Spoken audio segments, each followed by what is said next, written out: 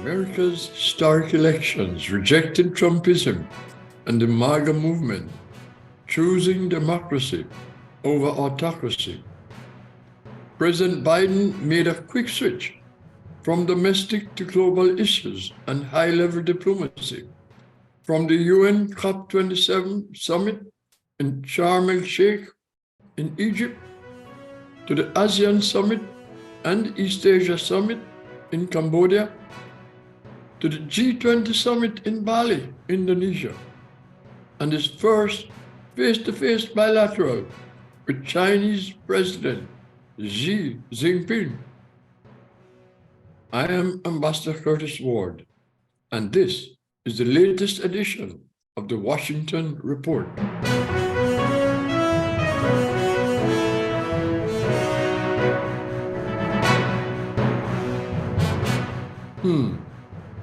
A very big sigh of relief in the White House and for those of us who defend democracy. At least for now, democracy has prevailed and given new life with the results of the US midterm elections. No other election in the more than 50 years since I have been personally observing American politics had there been such trepidation that the majority of American voters may have unwisely handed legislative power to the Republican Party, a political party hell-bent on destroying democracy. A majority of voters rejected Trump's election deniers and the Republican Party. The voters rejected racism, xenophobia, white extremism, and bigotry, if only by a small margin.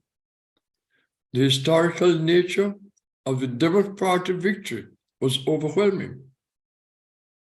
President Biden and the Democratic Party, in winning, actually lost a historic low number of congressional seats in a midterm election in 50 years.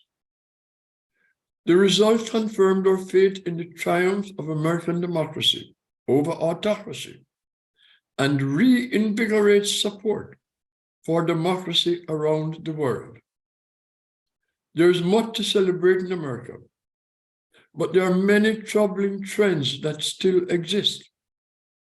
White racist extremism and the threat of violence which flows from this abhorrent phenomenon in many constituent parts in American society have not abated nor eliminated by this election. There is much work to be done to reverse this trend. The Caribbean diaspora has much to celebrate in the results of the elections for other reasons. While not all office seekers of Jamaican and Caribbean heritage across the United States won their bids for the office to which they aspired, members of the diaspora have good reasons to celebrate those who were victorious and those who made political and the diaspora history in the process. We celebrate the re-election of Congresswoman Yvette Clarke of Jamaican heritage to a 9th two-year term with over 80% of the votes. Often referred to as the Caribbean representative in the US Congress, we proudly stand with Congresswoman Clarke as she navigates a difficult US House of Representatives, which at the time of this report seemed likely to be under the control of the Republican Party, albeit by a very small margin. American political history was made in the state of Maryland with the election of the first Black governor and its first Black attorney general. Governor-elect Westmore, whose mother was born in Westmoreland, Jamaica, and Attorney General Anthony Brown, whose father was born of Jamaican mother in Cuba and raised in Kingston, Jamaica.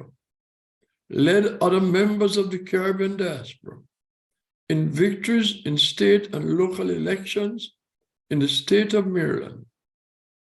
Westmore won by 25 percentage points, the largest margin of victory in over 40 years. We celebrate the re-election successes of State Senator Arthur Ellis, born in Portland, Jamaica, and 3 delegates to the Maryland General Assembly: Janelle Wilkins from Spanish Town, Jamaica; Gabriel Acevera, born in Trinidad and Tobago; and Regina Boyce, whose grandmothers are from Barbados and Jamaica. We also celebrate the re-election of Aisha Braveboy of Grenadian heritage as state's attorney for Prince George's County. And for the first time, Laurie Ann Sales of Jamaican heritage became the first Black woman to be elected to the Montgomery County City Council at-large position. Heritages of the Caribbean are represented in these elected officials. But as we celebrate, we must be mindful of the work we must continue to do in support of our elected officials, to protect the gains we have made, and to secure our future and that of succeeding generations. Our engagement did not end on Election Day.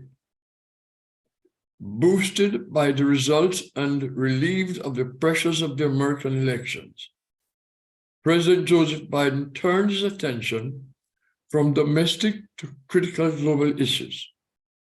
His attendance at the UN's COP27 summit provided an opportunity to update the international community on what his administration is doing on climate change. He will face significant challenges implementing the provisions and commitments of the historic climate change legislation his administration enacted with the support of the Democratic Party-controlled Congress, as the climate change deniers Republican Party will pursue ways to undermine this landmark legislation. President Biden's task in challenging world leaders at the 17th G20 Heads of State and Government Summit in Bali, Indonesia, November 15 to 16, 2022, to deal with the many global issues facing the international community, requires of him his vast experiences in international affairs. Before going to Bali, President Biden set the table for his first bilateral face-to-face with Chinese President Xi Jinping. Attending the ASEAN Summit and the East Asia Summit, both in Cambodia, sent a very strong message to President Xi. The adversarial competition between the United States and China, which Biden highlighted in his national security strategy in October, has begun in earnest. Biden will practice what he preaches, and he knows how to do it. In the bilateral between Biden and Xi, the American president balances his agenda for competition between the two economic, military, and geopolitical adversaries, and his agenda for cooperation. There will be a tension between the two presidents on trade and on Taiwan's security, and on Chinese expansionism in the South Asia Sea and Asia. Competition between the two economic giants loomed large over the G20 and the bilateral meeting between the two presidents.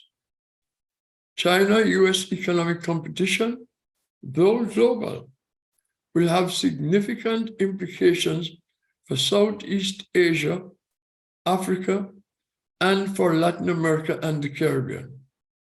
More on the LAC region at a future date. While there's a moral imperative compelling Biden to raise human rights issues with Xi, he has to avoid antagonizing the Chinese president, who recently consolidated his hold on power in China. Biden will seek to take advantage in the reported crack in China's support for Russia on the Ukraine war, and will attempt to drive a wedge between Xi and Vladimir Putin. Biden wants to further sideline Putin, and with his consolidated power in China, President Xi may be free to move China in whatever direction he chooses.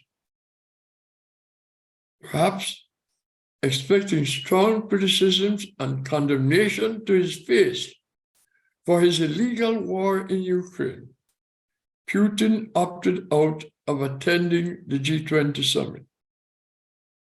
The Russian representative, Foreign Minister Sergei Lavrov, Russia's top diplomat, now seems hardened against diplomatic condemnation, is as much isolated. Needless to say, the meeting between Biden and Xi are important for the maintenance of international peace and security, and for increased cooperation between the two veto powers in the UN Security Council. Cooperation on a number of critical security issues facing the international community is of paramount importance, including the development and proliferation of nuclear weapons by Iran and North Korea, and the existential threat these countries pose to the respective regions and to the global security generally. These and other emerging issues will remain current on the international agenda in the months and years ahead. Biden's domestic agenda will be as challenging. The Washington Report will keep assessing these and other issues while keeping you informed. I am Ambassador Curtis Ward.